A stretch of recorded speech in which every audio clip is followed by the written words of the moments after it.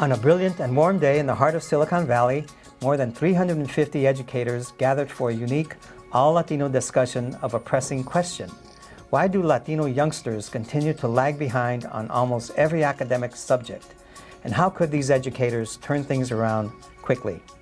University deans and professors mingled with immigrant parents and classroom teachers. And a Chicano movie star with plenty of classroom cred pitched his idea for using film to motivate kids. They speak the same language as I do. They have the similar core values as I do. So it does make a better impact on me. The Latino Education Summit was held on April 30th, 2016 at Santa Clara University, featuring an all-star cast of Latino thinkers talking exclusively about Hispanic schoolchildren. We need a seat at the table in addressing the issues that affect all of us. I think that it's time for us to take that leadership role. We can't do that without recognizing and including the best resource we have, and that's our teachers. 3.3 million Latino schoolchildren make up the majority of students in California public grade schools. Still, it wasn't that long ago that voters here decidedly rejected bilingual education and affirmative action. They even embraced an unconstitutional ballot measure that would have deputized teachers to identify undocumented children and have them deported.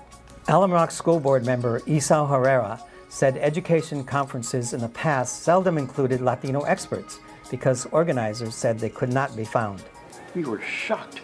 And so that started the conversation. Several of us got together and said, we do have qualified Latinos that can be a presenter. We do have qualified Latinos that are leaders, thought leaders in education. We do have community leaders. The one-day Latino Summit featured prominent speakers with special insight or defiant ideas, or both. For example, some speakers call for more bilingual education, not less. A common theme was the importance of bringing Latino students up to speed in reading in 3rd grade and mathematics in 8th grade. In the Latino community, we say we struggle with math. And, it's not really the student's fault or the parents' fault. It's about us getting together with these teachers, these young teachers, and making sure that they have the tools and the knowledge of how to work with these kids and parents so that there is a partnership to make it work. According to a recent state study, a whopping 68% of Latino students are failing to meet reading standards in English, and 75% don't measure up in math. Edward James Olmos, the star of Stand and Deliver, a 1988 movie about Latino students who mastered calculus against the odds, talked about his Cinema Youth Project. The program shows kids in East San Jose how to write and shoot their own movies, raising their academic performance along the way. So we know that children have to be reading in the 3rd grade. They have to be reading up to 3rd grade level in the 3rd grade. Mm-hmm. If they go into the 4th grade and they're not ready to read, into the 4th grade level, they're lost. Edward Mosqueda, a UC Santa Cruz and Harvard-trained expert in math education, said Spanish-speaking students are often dumped into the lowest level classes taught in English. When that happens, he said, they have little chance of learning the abstract language of math necessary to master algebra in the 8th grade, a crucial touchstone for college-bound students. Math language doesn't just kind of flow out of thin air, I think, particularly for kids that are learning English.